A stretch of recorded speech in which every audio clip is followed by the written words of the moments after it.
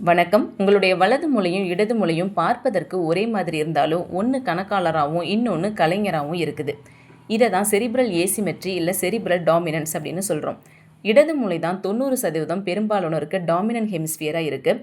அதாவது categorical hemisphere. அது ஒரு நிர்வாகியை போல செயல்படுது. மொழி மற்றும் இலக்கண அறிவு இது எல்லாமே இடது மூளையில் தான் இருக்கும். கணிதம் பற்றிய அறிவும் இடது மூளையில் தான் இருக்கும்.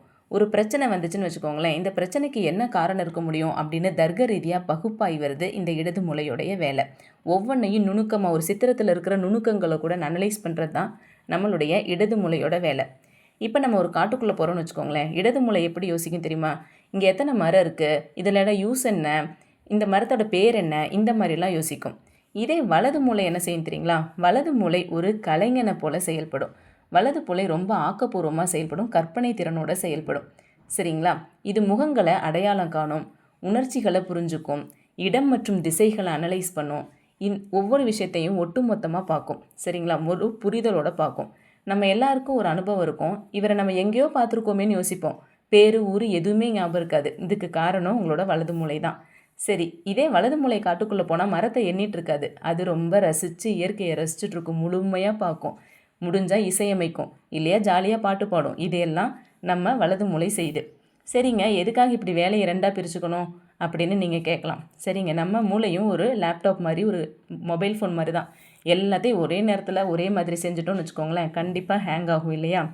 சரி, இப்படி தனித்தனியாக வேலையை பிரிச்சுக்கிட்டாங்க. இவங்க ரெண்டு பேரும் எப்படி பேசிக்கிறாங்க, இந்த நிர்வாகியும் கலைஞரும் எப்படி பேசிக்கிறாங்க அப்படின்னு பார்த்தீங்கன்னா, இயற்கையில் ஒரு சூப்பர் பாலம் இருக்குங்க. அது பேர் கார்பஸ் கலோசம். கோடிக்கணக்கான தகவல்களை ரொம்ப வேகமாக ரெண்டு மூளைக்கு நடுவில் பரிமாறுறதுக்கு இந்த கார்பஸ் கலோசம் தான் ரொம்ப ரொம்ப முக்கியம். அதனால தான் ரெண்டு மூளையும் கூட்டணி போட்டு சூப்பராக செயல்படுது.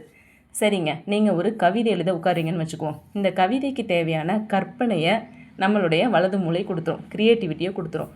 ஆனால் அதுக்கான இலக்கணத்தையும், இது சரியாக எப்படி எழுதுறது, எந்த வார்த்தையை எப்படி கொண்டு வந்து கோர்த்து எழுதுறது, இந்த ஐடியாலாம் யார் செய்வாங்க? உங்களுடைய லெஃப்ட் ஹெமிஸ்பியர் செய்யும், இடது மூளை செய்யும். சரிங்களா? ஸோ 90% பேருக்கு இடது மூளை தான் டாமினன்ட் ஹெமிஸ்பியராக இருக்குது. சிலருக்கு தான் வலது மூளை டாமினன்ட் ஹெமிஸ்பியராக இருக்கும். சரி, இந்த ரெண்டு மூளையும் ஒன்றா செயல்பட வைக்கணுங்க. அதுதான் நமக்கு ரொம்ப ரொம்ப முக்கியமான விஷயம். நான் இடது மூளைக்காரன், நான் வலது முறைக்காரன் அப்படிலாம் நம்ம சொல்லக்கூடாது. ரெண்டும் இணைஞ்சு தான் வேலை செய்யும். சரிங்களா? நமக்குள்ளே ஒரு நிர்வாகி இருக்காங்க, ஒரு கற்பனைவாதி இருக்காங்க. ரெண்டு பேரையும் தூண்டி விட்டு சிறப்பாக செயல்பட வச்சு வெற்றி காண்றது தான் நம்மளுடைய லட்சியம். சரி, அதுக்கு என்ன பண்ணலாம்? அதுக்கான வீடியோவை அடுத்த வீடியோவில் நான் தரேன். பிடிச்சிருந்தா சப்ஸ்கிரைப் பண்ணுங்கள், ஷேர் பண்ணுங்கள், லைக் பண்ணுங்கள். தேங்க்யூ.